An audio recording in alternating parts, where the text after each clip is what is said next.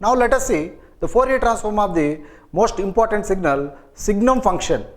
Let us see the signum function. We know that it is equal to +1 if t greater than or equal to 0, it is equal to -1 if t less than 0. And the plot of this signum function, right hand side it is +1 amplitude, left hand side it is -1 amplitude. Let us find the Fourier transform of this function. We can observe one thing here, this signal is not absolutely integrable, means integral -infinity to +infinity, this signum function, if you integrate, it is tending to infinity. So it is not an absolutely integrable signal, means it is not satisfying the Dirichlet condition. So even though we are Fourier transforming this signum function, because the Dirichlet conditions, we know that a signal, if it satisfies the Dirichlet condition, it can be Fourier transformable directly. If a signal does not satisfy the Dirichlet condition, this signal does not satisfy the Dirichlet condition, even though we can find the Fourier transform of this signum function by doing a little bit modification for that signum function. Let us see how to take this signum function Fourier transform. This is equal to limit a tending to 0 e to the power of -a mod t signum function. So whenever a tending to 0, e to the power of 0 is 1. So this is nothing but Fourier transform of the signum function which we require here. So what we are doing means further modification this one.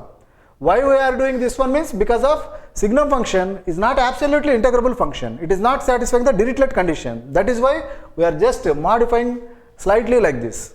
And we know that already e to the power of -a mod t is Fourier transformable. There is no issue by multiplying this one. And to keep the expression having the same value, we are taking a tending to 0. That means e to the power of 0 is 1. So we can proceed with this expression. First I am taking this much as x of t. And for this signal x of t, let us find the Fourier transform first. And then we can take that limit a tending to 0 in the final expression. So x of t, if it is that one, corresponding Fourier transform, x of omega is -infinity to +infinity, this x of t e to the power of -a mod t signum function and e to the power of -j omega t dt. Fine. Let us change again, since mod t is there, split the integral into two parts. That is first -infinity to 0 one term. So left hand side we know that mod t is -t, so that it is minus of minus plus e to the power of at here, and signum function left hand side it is -1, so that here -1 amplitude, and e to the power of -j omega t is there. Next, integral 0 to infinity. Now observe the mod t. Here mod t, for this integral 0 to infinity, mod t is plus t, so that we are getting e to the power of -at. And signum function in the right hand side, this is +1, so that here +1, and e to the power of -j omega t dt. Let us combine the exponentials first. This will become a to the power of e to the power of a minus j omega t and minus n here, and this one e to the power of minus of a plus j omega t common. After combining the exponentials, we are getting single exponential like this, and then we have to integrate this one with respect to the corresponding limits. So this one, after integration, we are getting that it is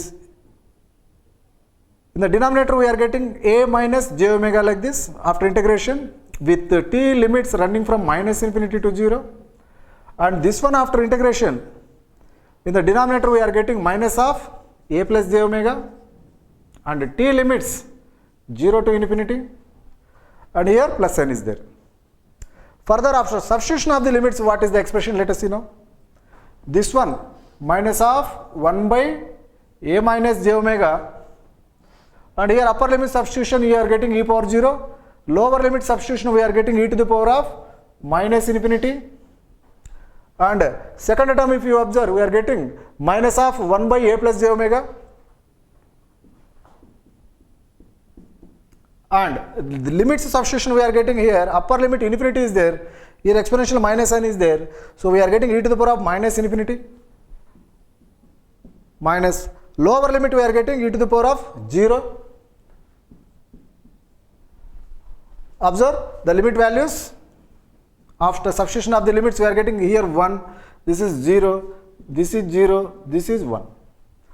Let us further simplify this expression, that is equal to here minus of 1 by a minus j omega, and this one here minus, so that plus 1 by a plus j omega, so that it is 1 by a plus j omega.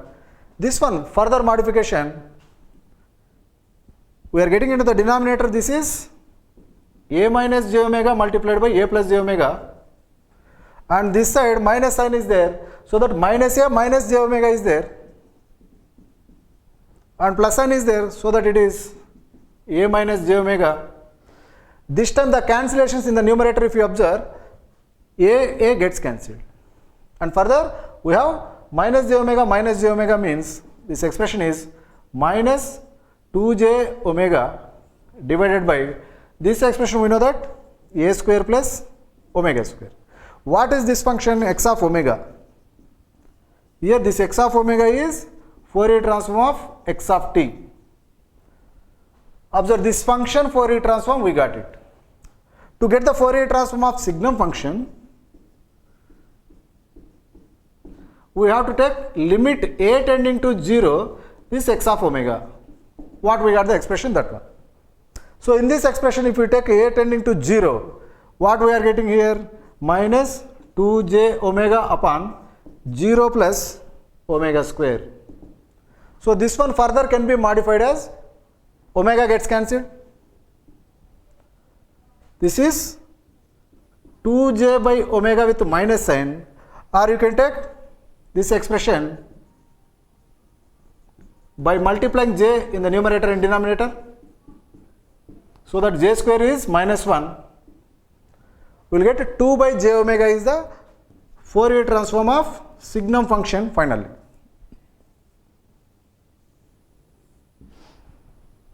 Fine.